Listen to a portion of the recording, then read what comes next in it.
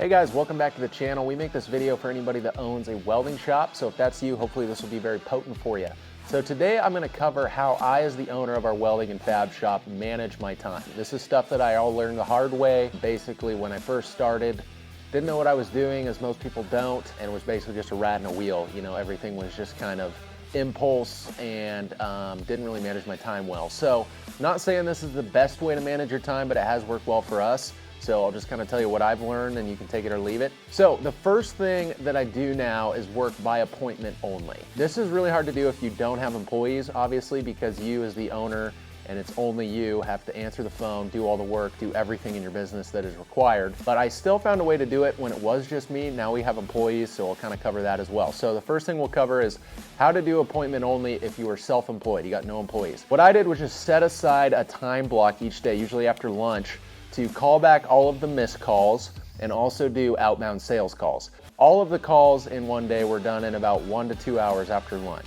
Outside of that, I did not answer calls, texts, anything like that, because you lose focus, you lose continuity, your production gets cut in half when you're distracted by your phone and other stuff. Doing it by appointment only, even when I was self-employed, was a big help in increasing the productivity. The other thing is actually a better experience for the customer because you're completely focused on the phone call. That's what your mindset is locked into doing. So the phone call actually is going to be better quality than if you are just doing it on the fly. If you do have employees, and this is how we do it now that we do have employees, have an employee responsible for answering the phone on demand. So we got one guy in the shop, it's his job to answer the phone on demand. The phone rings, we answer it. Any important calls, because the reality is that you as the owner don't need to be involved in most phone calls. Most of them are just questions your employees can answer. There's very few of them that are actually important enough or specific enough that you as the owner have to deal with. The employee can then field you any of the important calls and set it on your schedule.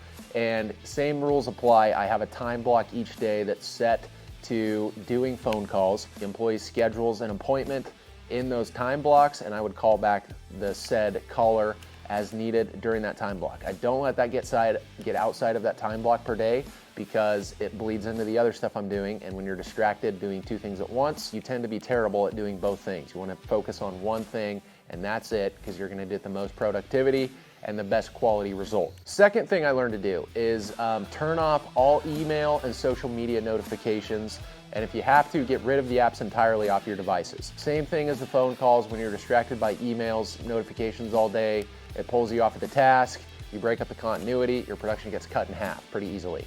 So same rule applies. Set aside a time block each day. Generally first thing in the morning is when I do it for me, to check email, respond to email. If you use social media for work, you know, I don't necessarily think that needs to be a daily thing. It definitely isn't for us. You know, same deal. A time block each day that you can do your posts, reply to posts, that sort of thing, but don't let it be a distraction all day, getting in some sort of angry comment war with somebody in the comments. That's just never a good use of time. Just turn off the notifications. You don't want that distracting you.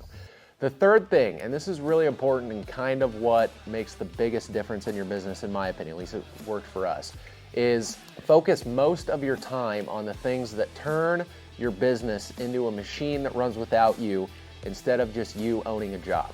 So for this to happen, it takes a lot of boring work, but it's completely worth it at the end, because again, it turns your business into something that creates money and free time for you rather than just being a slave to your job all the time. So you set aside weekly blocks of time. Currently for me at the time of this video, I do about three-hour blocks per week of what I call A1 time. This is stuff that moves the business forward on the long term, you know, creates large growth opportunities, things that only I can do and that is important but not urgent. And this is the thing that really takes the discipline, is because working on these higher level things such as new ways to acquire customer, you know, new forms of marketing that you're exploring and wanting to tap into, building the processes so that you don't have to be out there building whatever you guys build. You can outsource that to your employees. That kind of stuff is really important to do, but most people never find the time to do it because of the tyranny of the urgent, meaning that there's always an urgent fire that needs to be put out that sucks up every single minute of every single day of your life, and you just spend your entire work week doing all of the urgent stuff and you never get to the important stuff. So you have to have the discipline to say no to everything else and focus your time on this A1 activity, the stuff that actually moves your business forward, makes it a more profitable enterprise, something that is actually attractive for somebody else to come in and buy because it doesn't just require you to be the guy running it. That's the third thing, is just blocking out time each week to do that. And that has made the biggest difference in terms of profitability, scale, size of the business. You know, we can leave for months on end for a vacation if we want to, and the thing will still run. The A1 time is what makes that happen. So that's the third thing I would say, is for me, it was just blocking out time to make that happen. So that covers it for today's video. I'll just quickly cover in summary kind of the 3 takeaways. So first thing is work by appointment only. It's hard to get anything done when you're constantly distracted by your phone. Just block out a certain time per day, even if it's just you and you're self-employed, to call back all the missed calls, and just make sure you do call everybody back. And also do outbound sales calls. So don't just do them randomly throughout the day. You're never gonna get any good sales calls because you're not focused, and you're also never gonna get anything done because you're distracted by sales calls. Secondly, turn off your email and social media notifications. This was really a big help for me because I wasn't constantly getting distracted from random things that didn't really matter. I just block out time each day to answer email. First thing in the morning. After that, it doesn't get looked at in most cases. Social media notifications, I actually only look at that about once a week. The rest of the time, I got no apps on my phone. I don't go on it on the computer, so it's never a distraction because it's never even an option to look at.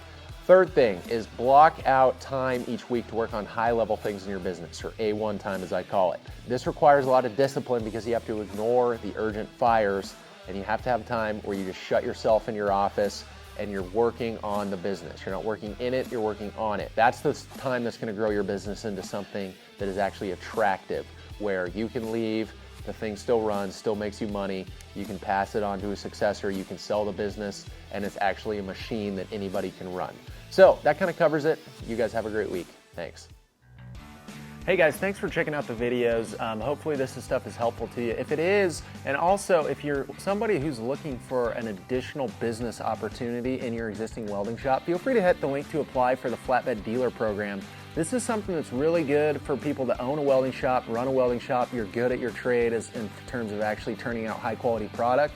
But if you need some help in terms of marketing, lead generation, you want a constant funnel of customers coming to you, that's what we can help you with. We've got a systemized product of flatbeds that are profitable to build, they're fun to build, they're fast to build, and also a way to generate you leads on an ongoing basis, keep your pipeline full in terms of customers, that sort of thing. If that interests you, feel free to hit the link below and apply for the dealer program, because if you're somebody who's ambitious, gets after it, you own a welding shop, you're in a good flatbed market, we would love to work with you. It's a no obligation, it's free to apply. If you don't think it's a good fit after you get through the demo, that's totally fine.